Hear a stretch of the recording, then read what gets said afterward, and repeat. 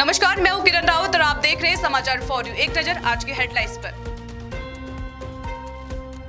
कल से शुरू होगा विधानसभा का मॉनसून सत्र। सीएम पुष्कर सिंह धामी भराड़ीसैंण पहुंचे। पुलिस ने किया गार्ड ऑफ ऑनर के साथ स्वागत। नैनीताल पंचायत चुनाव विवाद पर हाईकोर्ट सख्त। मुख्य न्यायाधीश ने जताई नाराजगी। एसएसपी प्रहलाद सिंह मीणा को लगाई फटकार। कोर्ट ने तलब की रिपोर्ट। गैरसैंण मॉनसून सत्र से पहले रास्ते में फंसे विधायक और अधिकारी। बारिश ने पहाड़ी रास्तों को किया बाधित। जगह जगह भूस्खलन और मलबा। पिरान कलियर के बेटपुर गांव में बच्चों के खेल को लेकर विवाद। मारपीट में 8 घायल। गंभीर घायलों को देहरादून किया रेफर। गांव में तैनात किया अतिरिक्त पुलिस बल। अब खबरें विस्तार से। विधानसभा मॉनसून सत्र हेतु उत्तराखंड के मुख्यमंत्री पुष्कर सिंह धामी आज भराड़ीसैंण पहुंचे। हेलीपैड पर जिलाधिकारी संदीप तिवारी एवं पुलिस अधीक्षक सर्वेश पवार ने उनका स्वागत किया। इस अवसर पर पुलिस द्वारा मुख्यमंत्री को गार्ड ऑफ ऑनर दिया गया। गैरसैंण में विधानसभा सत्र 22 अगस्त तक होना है। इधर मौसम विभाग ने 22 तक बारिश जारी रहने का अलर्ट जारी कर दिया है। नैनीताल जिला पंचायत अध्यक्ष और उपाध्यक्ष पद की वोटिंग के दौरान हुए विवाद पर आज हाईकोर्ट में सुनवाई हुई।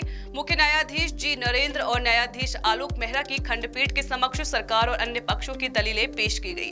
सुनवाई के दौरान कोर्ट ने नैनीताल जैसे शांत शहर में चुनावी अराजकता पर कड़ी नाराजगी जताई। एसएसपी प्रहलाद सिंह मीणा को कोर्ट ने फटकार लगाई।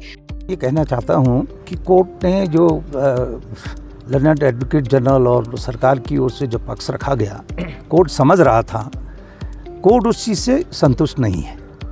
कोर्ट ने ये कहा कि इतना जब परसों कोर्ट में प्रोसीडिंग हुई, कई चीज़ें सामने आई, उसके बाद एक्शन क्या लिया, आप दुनिया भर की चीज़ें बात बता रहे हैं।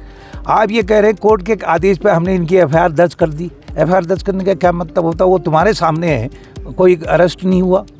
और कोर्ट ये जानता है, आज वो जो कोशिश कर रहे हैं ये दिखाने की, सवाल तो साफ साफ था कि भाई जहाँ सैनिटाइज एरिया सैनिटाइज क्यों नहीं हुआ, आप प्रेस को नहीं जाने दे रहे। ये लोग अंदर कैसे गए? अंदर गए तो हथियार कैसे लाए?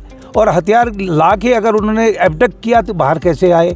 तो इन चीज़ों पे ये कुछ नहीं बोले। कोर्ट उनकी मंसात को समझ गया। हरिद्वार के सलेमपुर गांव में प्राथमिक विद्यालय के पास करीब 1 किलोमीटर लंबी सड़क पिछले 5 वर्षों से जर्जर हालत में है।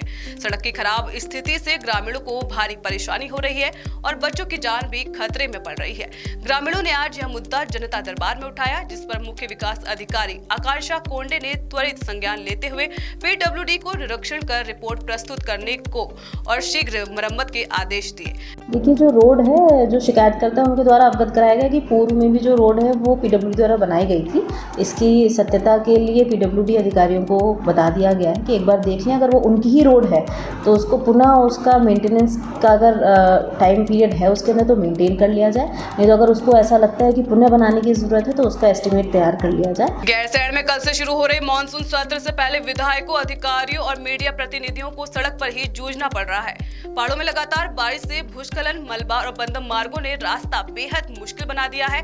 देहरादून से गैरसैंण तक का सफर जो सामान्यतः ही लंबा और थकाऊ होता है, अब बारिश के कारण और भी कठिन और जोखिम भरा हो गया है। पिरान कलियर के बेटपुर गांव में बच्चों के खेल को लेकर हुए मामूली विवाद ने बड़ा रूप ले लिया। दोनों पक्ष आमने सामने आ गए और लाठी डंडों से मारपीट हुई, जिससे 8 लोग घायल हो गए। सभी घायलों को अस्पताल भेजा गया। एसपी देहा शिखर चंद्र सुयाल ने बताया कि सभी घायलों का इलाज चल रहा है और गाँव में शांति व्यवस्था बनाए रखने के लिए पुलिस बल तैनात कर दिया गया है।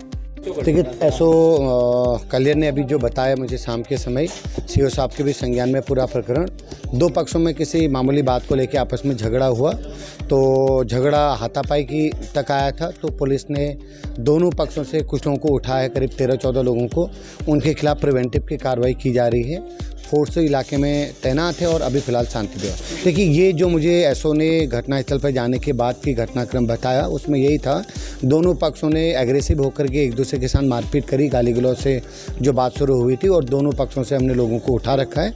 प्रिवेंटिव की कार्रवाई उनके खिलाफ की जा रही है। इस बुलेटिन में फिलहाल इतना ही। उत्तराखंड की तमाम बड़ी खबरों से जुड़े रहने के लिए देखते रहिए समाचार फॉर यू। नमस्कार।